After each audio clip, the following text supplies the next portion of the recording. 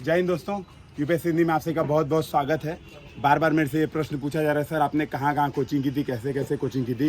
तो मैं अपनी कोचिंग की पूरी हिस्ट्री आपके सामने रखता हूँ। ठीक है, देखिए सबसे पहली बात फाउंडेशन बैच पे आते हैं, जीएस। पहले मैं जीएस के बारे में बताता हूँ, फिर सेकंड नंबर पे मैं आपसे ऑप्शनल के बारे में डिस्कशन करूँगा, दोनों चीज़ें डिस्कशन करूँगा। जीएस की बात करें तो जीएस मैंने फाउंडेशन बैच कहीं नहीं ज्वाइन किया था। जब मैं कॉलेज के आईआईटी रुड़की में 3rd ईयर में था तो गोरखपुर में एक कोचिंग थे, वो वीसैट से कोर्स चलाते थे। तो मैं गलती से, मतलब वो मेरा बहुत बड़ा दुर्भाग्य था, एक जगह उसमें सौभाग्य भी था, मैं सारी चीज़ें डिस्कशन करूँगा। तो मैं वहाँ पे पहुँच गया, तो वहाँ पे मैं गया तो मैंने 10,000 रुपये एडवांस वहाँ पे दिए। उन्होंने वादा किया था, जो मौर्य जी थे। अब वो मौर्य जी कैसे थे अब आप लोग खुद अंदाज़ा लगेगा, मैं कोई कमेंट नहीं करूँगा। ठीक है, क्योंकि सिलेक्शन के बाद किसी के बारे में बोलना, वही बुरा बोलना मैं एकदम नहीं चाहता हूँ, पॉजिटिव रहना चाहता हूँ। तो मौर्य जी ने ये बात कही थी कि आप यहाँ पे कर लीजिए कुछ क्लासेस पैसा देके, उसके बाद जब आप रुड़की वापस जाएंगे तो रुड़की से दिल्ली के बीच का डिस्टेंस बहुत कम है, आप वीकेंड पे जाके वहाँ पे क्लासेस कर सकते हैं। तो मैंने इस भरोसे पे वहाँ पे क्लासेस ज्वाइन कर ली थी। अब क्या, मैंने 1 महीने कुमार अमित सर की क्लास की थी इकोनॉमिक्स की। इकोनॉमिक्स मुझे बहुत ज़बरदस्त समझ में आई और मुझे बहुत मज़ा आया। मतलब इतनी ज़बरदस्त क्लासेस थी कुमार अमित सर की कि मुझे कभी ज़रूरत उसके बाद इकोनॉमिक्स की पढ़ी ही नहीं, मैंने कहीं नहीं उसके बाद इकोनॉमिक्स पढ़ी। बसरते उसमें समस्या क्या आती थी, वीसैट की क्लास बीच बीच में गैप हो जाती थी और क्लासेस कट हो जाती थी। तो क्या कहते हैं, आप ये समझ लीजिए कि, और वो क्लासेस का रिकॉर्डिंग वादा करते रह जाते थे लेकिन देते नहीं थे। थोड़ी मोड़ी दिक्कत होती होगी टेक्नोलॉजी की, मुझे कोई प्रॉब्लम नहीं है। उसके बाद शुरू हुई हिस्ट्री, क्योंकि मेरा 2.5 महीने का गैप होता था। हिस्ट्री शुरू हुई, हिस्ट्री ऐसा वाहियात पढ़ाए थे जो भी सर थे, वो पढ़ के क्लास में पूरे 3 महीने में, मतलब 3 घंटे आराम से सोता रहता था। जो भी सर थे, मुझे नाम नहीं पता है। तो फिर मैंने 10 दिन बाद क्लासेस जाना बंद कर दिया, मुझे लग गया कि अब मेरे बस की नहीं है। फिर मैं रुड़की गया, तो रुड़की में मैंने बात की फ़ोन करके, तो इन्होंने कहा ठीक है वहाँ पे चले जाओ दिल्ली सेंटर पे, और क्या कहते हैं वहाँ पे वीकेंड क्लास कर लेना। तो मैं फिर दिल्ली गया, फिर उन्होंने फ़ोन उठाना ही बंद कर दिया, बात करने से ही मना कर दिया साफ साफ। तो मैं मुँह लटकाया वापस आया और फिर मैंने सेल्फ स्टडी यहाँ से स्टार्ट की। तब मैंने प्रण लिया कि जीएस के लिए मैं कोई फाउंडेशन कोर्स नहीं करूँगा, कुछ तैयारी अपने मन से ही करूँगा। और फिर मैंने जीएस के लिए एनसीईआरटी सबसे ज़्यादा जरूरी है। मेरी आंखें खुल गई कि भाई जीएस के लिए एनसीईआरटी सबसे ज़्यादा जरूरी है, और मैंने एनसीईआरटी पढ़ना सही तरीके से शुरू कर दिया। जीएस में जो दूसरी हेल्प मुझे मिली वो मिली विजन आईएएस से। विजन आईएएस बहुत ही ज़्यादा प्रोफेशनल, मतलब मैं सिंपल सी बात बता रहा हूँ, हम लोग यूपीएससी हिंदी कोचिंग भी चला रहे हैं, लेकिन सीरियस सी बात है, सबसे ज़्यादा प्रोफेशनल आज तक मुझे कोई कोचिंग मिली है तो विजन आईएएस। शायद मे भी इस वजह से क्योंकि वो भी आईआईटीएन है, एक बड़ा कारण हो सकता है। आईआईटी रुड़की के वो भी एलुमनाई हैं जिनका विजन आईएएस है। वो टेक्नो फ्रेंडली। विजन की टेस्ट सीरीज मैंने 2017 में ज्वाइन की थी, 2017 मेंस की टेस्ट सीरीज ज्वाइन की थी। तब मुझे आंसर राइटिंग करने एकदम नहीं आता था, क्योंकि उस समय कोई डेली आंसर राइटिंग का प्रोग्राम नहीं होता था। शायद अगर उस समय, जैसा हम लोग अभी यूपीएससी हिंदी में सृजन चलाते हैं आंसर राइटिंग प्रोग्राम, जिसमें कॉपी मैं भी चेक करता हूँ, पूरी टीम चेक करती है, अगर शायद वैसा उस समय कोई रहता तो मैं वही ज्वाइन करता। मजबूरी वश मैंने विजन की टेस्ट सीरीज ज्वाइन की, जिसमें मैंने सारे टेस्ट लिखे। अच्छी बात ये थी वो टेस्ट सही से चेक करते थे, टेस्ट रिव्यू अच्छे आते थे, समय पे कॉपी मिल जाती थी, तो बढ़िया था। फिर मैंने 18 में भी ज्वाइन किया विजन की टेस्ट सीरीज, जिसका रिव्यू बहुत अच्छा था। तो 2 साल फिर मैंने विजन की ये टेस्ट सीरीज ज्वाइन की थी। ठीक है, एक बार मैंने पीटी 365 की क्लासेस भी पेड ज्वाइन की थी, पीटी 365 की क्लास प्रीलिम्स के पहले, लेकिन वो क्लासेस मैं कर नहीं पाया था क्योंकि वो बहुत स्लो चल रही थी और मेरे मटेरियल से मेरा काम बन गया था, तो मैंने क्लासेस नहीं की थी। हाँ, मैंने पेड पैसा देके वो ज्वाइन किया था। शायद विजन वालों को भी ये बात नहीं पता होगी, लेकिन मैंने ज्वाइन किया था, मैं एकदम ईमानदारी से बता दूँ। अब आते हैं 3rd नंबर कोचिंग, जो दृष्टि में कोर्स चलता है प्रीलिम्स के बाद।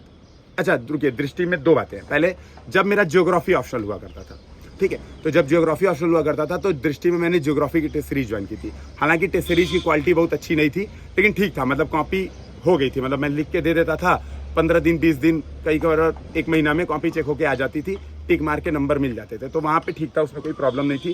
क्योंकि ज्योग्राफी मुझे पता था कि कोई है ही नहीं, कोई कोचिंग में कॉपी चेक ही नहीं हो रही है, दृष्टि में एटलीस्ट हो रही है, एटलीस्ट दृष्टि वाले टेस्ट करा रहे हैं, ये मेरे लिए बहुत बड़ा अचीवमेंट था, तो मैंने वो किया था। ज्योग्राफी से मेरा सिलेक्शन नहीं हुआ। फिर मैं जब मैंने जब 2020 वाला प्रीलिम्स दिया, तो प्रीलिम्स के बाद इनका प्रोग्राम चलता है दृष्टि आईएएस का अवेक। बहुत बढ़िया प्रोग्राम था वाकई में, मतलब मैं तो सबको यही रिकमेंड करूंगा, आप प्री क्वालिफाई करके प्रोग्राम ज्वाइन कर लीजिए, क्योंकि फ्री में होता है, 1 भी रुपये आपको देने पड़ते नहीं है। अच्छी बात है, आपको सारी टेस्ट सीरीज दृष्टि में फ्री अवेलेबल कराती है, पूरी ईमानदारी के साथ आपको प्रॉपर सारी चीज़ें मिल जाती हैं, समय पे मिल जाती हैं। ये बहुत अच्छी क्वालिटी है और मैं मतलब हाईली रिकमेंड करूँगा कि ये फ्री कोर्स कर लेना। एक बात बस इसमें ये थोड़ी प्रॉब्लम थी कि ठीक है, मतलब आपको मटेरियल सारा मिल जाता है मौके पे, टू द पॉइंट, लेकिन बस यही बात होती है कि आपकी कॉपी यहाँ पे फिर भी नहीं चेक होती है। जब आप टेस्ट लिखते हैं कॉपी नहीं चेक होती है, 15-20 दिन में आपको टिक करके मिल जाता है। तो दृष्टि के साथ ये एक्सपीरियंस रहता है जीएस का। तो मैंने अभी तक जीएस की बात की, अब दृष्टि में आते हैं ऑप्शनल की बात। ऑप्शनल मेरे हिसाब से बहुत शानदार था, ठीक है।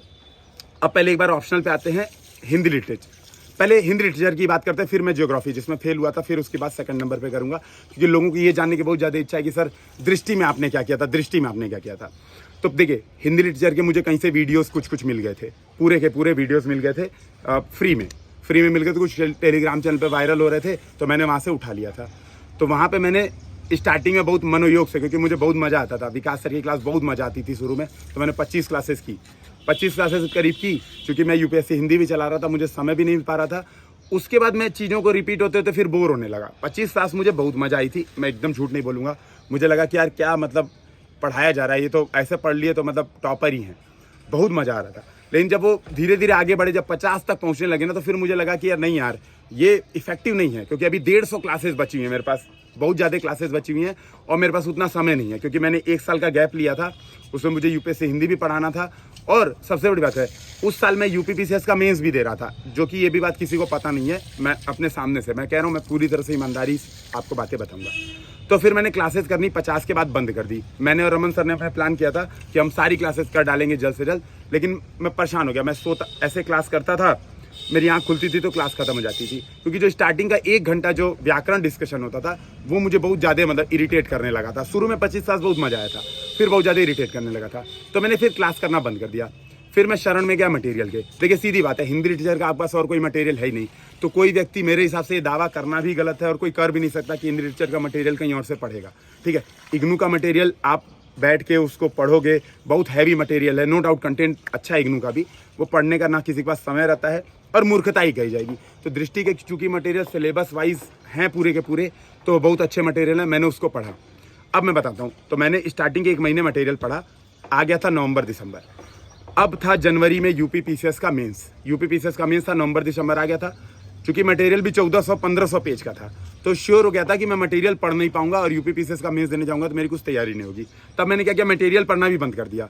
तो करीब मैंने 1 महीने मटेरियल पढ़े थे, और 1 महीने मैंने मान के चलिए 2-3 बुकलेट, खासतौर पर भाषा खंड रीडिंग की थी थोड़ी बहुत, मतलब मान के चलिए 400 पेज की है, तो मैंने लगभग 150 पेज के करीब रीड किया था। समझ में बहुत ज़्यादा नहीं आ रहा था, लेकिन हाँ मैंने रीड किया था भाषा खंड, और कुछ काव्य खंड में रीड किया था। जब यूपीपीसीएस का मेंस 2022 वाला 2021 निशान सर 2021 वाला मेंस था ना वो, जब मैं देने गया था किसी को बताया नहीं था, हाँ 2021 का मेंस था। तो 2021 का मेंस पहले जनवरी में था, ठीक है, जनवरी में था, तो मेरी तैयारी एकदम नहीं थी, मतलब 0 थी। तो फिर मैंने हार मान ली थी कि यार जाने दो, एग्जाम मेंस देने ही नहीं जाऊँगा। फिर हुआ ये कि मेंस टल गया, तो मुझे लगा 2 महीने का समय, 2 महीना पढ़ लेते हैं हिंदी लिटरेचर, और एग्जाम दे आऊँगा, क्या पता लक साथ दे ही जाए। तो फिर 2 महीना मैंने क्या किया, फिर दृष्टि का मटेरियल नहीं पढ़े, फिर मैंने क्या किया, प्रीवियस ईयर क्वेश्चन ले आया यूपीपीसीएस के, शिल्पी पब्लिकेशन या यूथ, हाँ सॉरी सर बिल्कुल सही बोला, यूथ कंपटीशन की मैं लेके आया, जो 30 साल 15 साल की वो सॉल्ट पेपर में लेके आया, उसको मैंने रीडिंग करना शुरू किया, क्योंकि मुझे पता था मटेरियल तो मैं तब भी नहीं पढ़ पाऊंगा, क्योंकि उस समय हम लोग यूपीएससी हिंदी में ध्रुव बैच चला रहे थे आंसर राइटिंग का, और मैं मेंस मेंटरशिप भी दे रहा था, बिना किसी को ये बताए कि मैं मेंस खुद दे रहा हूँ। मैं प्रॉपर इन्वॉल्व था कि खूब बढ़िया से सिलेक्शन इस बार कराया जाए और कोचिंग चमकाई जाए, तो मैं प्रॉपर फ्री में मेंस मेंटरशिप प्रोवाइड कर रहा था, तो मुझे समय नहीं मिला था पढ़ने का, तो मैंने ऐसे किया था।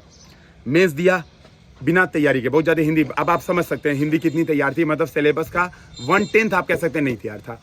जब मेंस यूपीपीसीएस का मैं देने गया था मार्च में, 26 मार्च को मेरा बर्थडे था, 27 मार्च को मेंस खत्म हुआ था, उस दिन ये मेरी हालत थी कि मुझे हिंदी लिटरेचर में घनानंद और वो दूसरे बिहारी, घनानंद पद्माकर, हाँ बिल्कुल, घनानंद और पद्माकर में इतनी कंफ्यूजन, मुझे समझ में नहीं आता था ये दोनों अलग हैं क्या कि सेम है, मैं नाम सेम ही जानता, मुझे लगता था कहीं इन्हीं को घनानंद कहते हैं, कहीं इन्हीं को पद्माकर कहते हैं, ये वाली मेरी हालत थी। जब उसकी मार्कशीट आई है ना, तब मुझे पता चला उसमें 154 मार्क्स, दोनों पेपर मिला के, एक पेपर में नहीं, आप लोग सोचेंगे एक पेपर में, दोनों पेपर मिला के मुझे 154 मार्क्स मिले हैं 2021 के मेंस के पेपर में। मार्कशीट भी शेयर कर दूंगा यूपीपीसीएस की। मेरी वो लेवल की तैयारी थी मार्च में। मार्च के बाद हम लोग प्रीलिम्स में भिड़ गए, क्योंकि मई में यूपीएससी का प्रीलिम्स था, है ना, मई में यूपीएससी का प्रीलिम्स था, तो हम लोग मार्च के बाद भिड़ गए प्रीलिम्स के लिए। तो हिंदी लिटरेचर मैंने पढ़ना एकदम बंद कर प्रीलिम्स में भिड़ गया। अब प्री खत्म होता है, अब देखिए अब टर्निंग पॉइंट है, और मैंने कैसे तैयारी की। प्री खत्म होता है, प्री के बाद मैंने प्री 4 दिया था, आपने देखा ये मार्कशीट में 121 नंबर है। फिर मुझे लगा कि अब हिंदी लिटरेचर सही से करेंगे। एक चीज़ जो माइंडसेट एकदम क्लियर थी कि भैया सर की क्लास में 157 नहीं कर पाऊंगा। नो डाउट क्लासेस अच्छी हैं, लेकिन बोर करती हैं, अच्छी क्लासेस के बावजूद बोर करती हैं, तो मेरे बस की तो नहीं है कि मैं सारी क्लासेस कर पाऊंगा, ठीक है। हाँ, एक चीज़ और मैं बता रहा हूँ, जो मजबूरी है, एक चीज़ मजबूरी वाली बात है, अगर टेलीग्राम चैनल्स पे वो क्लासेस नहीं मिलती तो शायद मैं भी पैसा दे के वो क्लासेस ज्वाइन करता, क्योंकि मजबूरी है, कहीं से भी पैसे लाता, कुछ भी करता।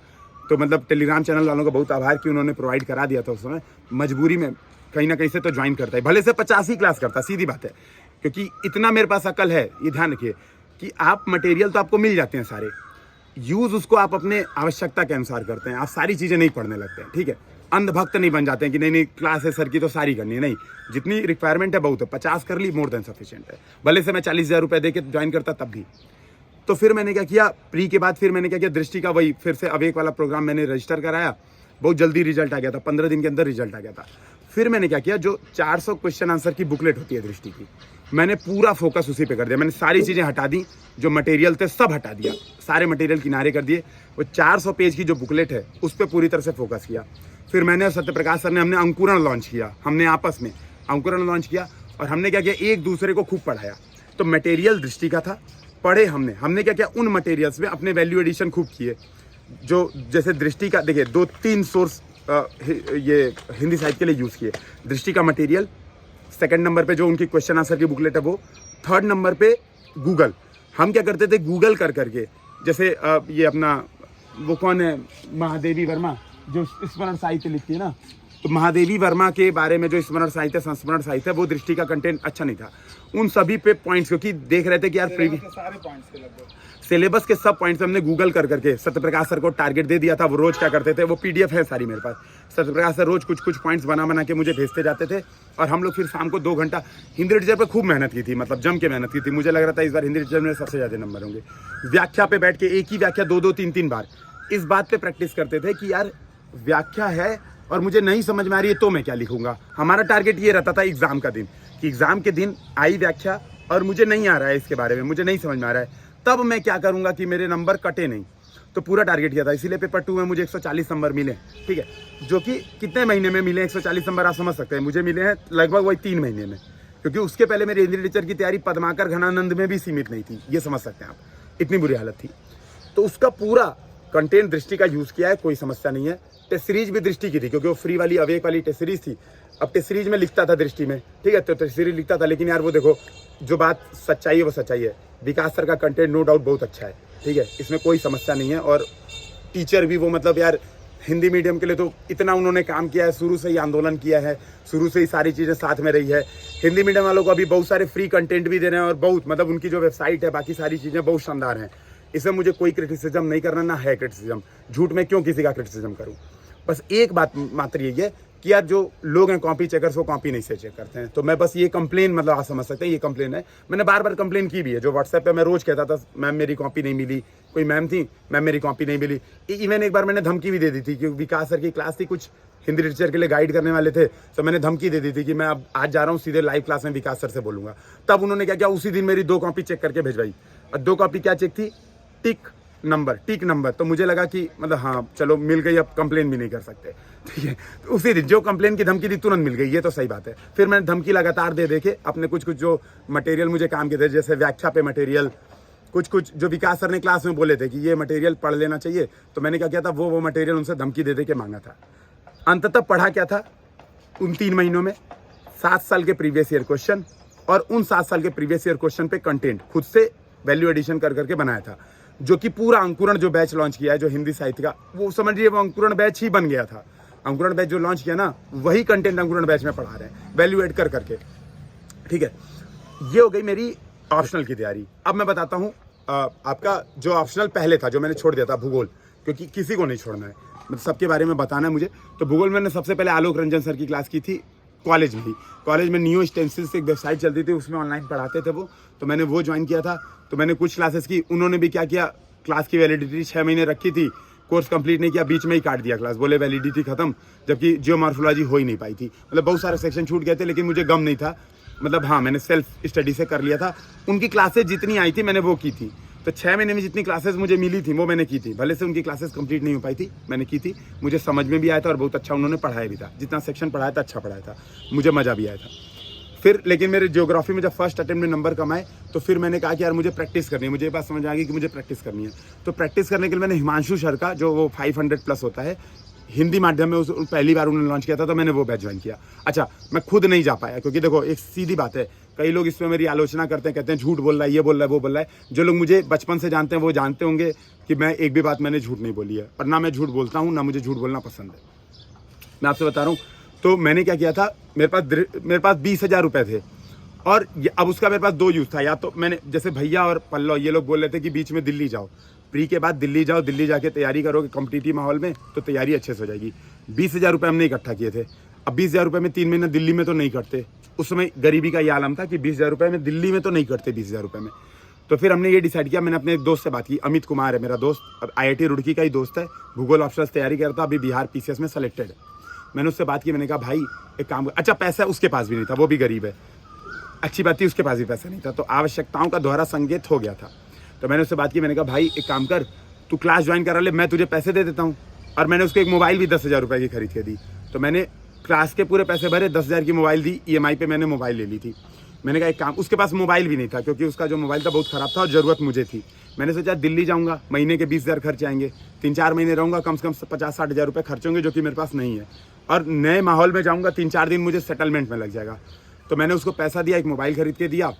वो क्या करता था, मोबाइल में रिकॉर्डिंग ऑन करता था, क्लास अपने बैठता था, सुनता था, उसके नोट्स बनाता था, नोट्स की PDF और क्लास की रिकॉर्डिंग ये मुझे रोज़ के रोज़ भेजता था हिमांशु सर की क्लास का। तो मैंने ऑडियो रिकॉर्डिंग और नोट्स की PDF से मैंने क्या किया, हिमांशु सर की सारी क्लासेस कर ली। पैसे मैंने पेमेंट किए थे, उसके नाम पे ज्वाइन किए थे। ये मैंने ऐसे ऑडियो रिकॉर्डिंग से सारी क्लास की। समझ